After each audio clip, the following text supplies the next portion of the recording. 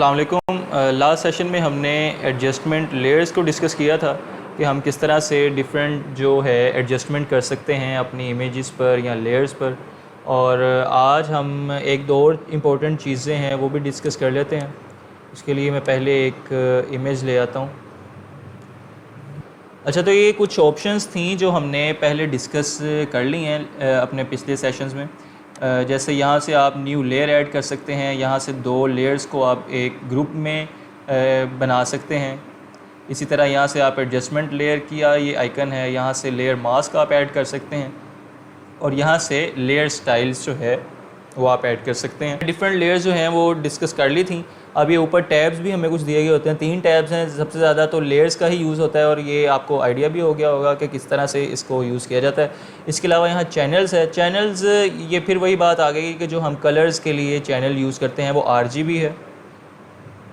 तो मैं पहले आपको ये दिखा भी देता हूँ कि ये हमसे यहाँ से जब हम वर्क स्पेस बनाने लगते हैं तो ये हमसे पूछता भी है। ये देखें, कलर मोड RGB CMYK भी है, ग्रे स्केल भी है, तो हम मोस्टली RGB ही यूज़ करते हैं, यानी रेड, ग्रीन और ब्लू।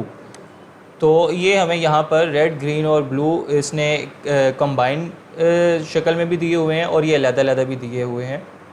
तो ये याद रखिएगा कि ये जो भी हम कलर यूज़ कर रहे हैं वो हर कलर रेड, ग्रीन और ब्लू के ही मिक्सचर से बन रहा है। वो कहीं ना कहीं उसमें रेड, ग्रीन, ब्लू जो हैं वो यूज़ हुए होते हैं। अब ये जो कुछ चेक हमें दिए गए हैं, इनका मकसद ये है कि आप जिसे चेक कर देंगे वो वाला कलर यहाँ पर विजिबल हो जाएगा। यानी अगर हम यहाँ से सिर्फ ब्लू को चेक रखते हैं तो यहाँ पर वो कलर्स यहाँ पर विजिबल हो जाएंगे जिनमें ब्लू कलर यूज़ हो रहा है। इस तरह ग्रीन को करते हैं तो वो वाले कलर्स जो हैं वो विजिबल कर देगा। इसी तरह रेड है, और अगर आप RGB पर क्लिक कर देते हैं सबसे ऊपर तो वो तमाम कलर्स जो है वो विजिबल कर देगा। अच्छा, नेक्स्ट है हमारे पास पाथ की है।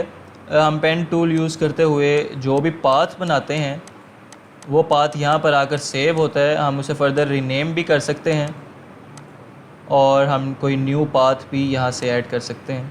यहाँ हमने पाथ में देखें एक न्यू पाथ जो है वो ऐड कर लिया था और यहाँ से हम ये देखें वो न्यू पाथ में अब सेव हो जाएगा। तो पहले पाथ पर क्लिक करेंगे तो पहला पाथ हमें शो कर देगा, दूसरे पर करेंगे तो दूसरा पाथ हमें ये शो कर रहा है, ये देखें।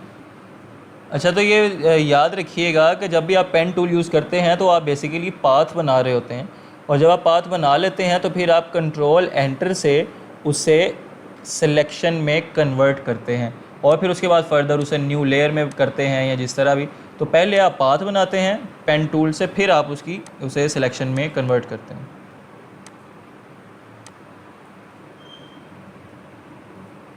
लेकिन ये पेन टूल के अलावा ये जो ऊपर टूल्स आपको नज़र आ रहे हैं ये डायरेक्ट सिलेक्शन बनाते हैं, यानी ये पाथ नहीं बनाते, ये आपको डायरेक्टली सिलेक्ट करके देते हैं। तो ये फ़र्क है पेन टूल में और दूसरे जो सिलेक्शन के टूल्स हैं उनमें।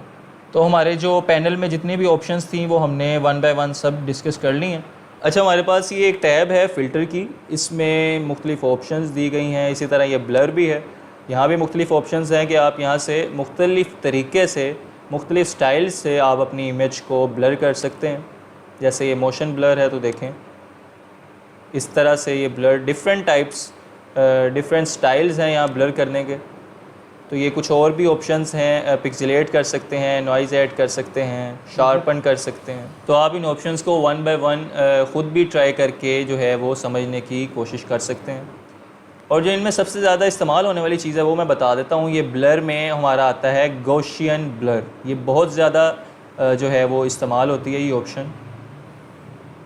इसी तरह ये कैमरा रॉ फ़िल्टर है, ये वाला जो ऑप्शन है ये बहुत इंपॉर्टेंट ऑप्शन है। ये जितने भी प्रोफेशनल फ़ोटोग्राफ़र हैं वो अपनी फ़ोटोज़ को एडिट करने के लिए यही इस्तेमाल करते हैं।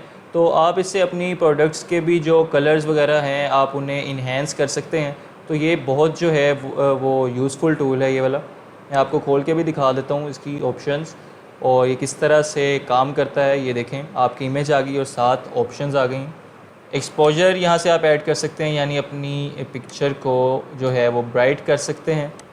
तो ये कंट्रास्ट की ऑप्शन है। कंट्रास्ट की ऑप्शन हमने पहले भी डिस्कस की थी एडजस्टमेंट लेयर में, और यहाँ भी कंट्रास्ट की ऑप्शन है, लेकिन इनमें थोड़ा सा फ़र्क है कि यहाँ पर ये जो कंट्रास्ट की ऑप्शन है ये बड़ी प्रोफेशनली जो है वो अप्लाई कर रहा होता है हमारा ये कैमरा रॉ की ये जो ऑप्शन है।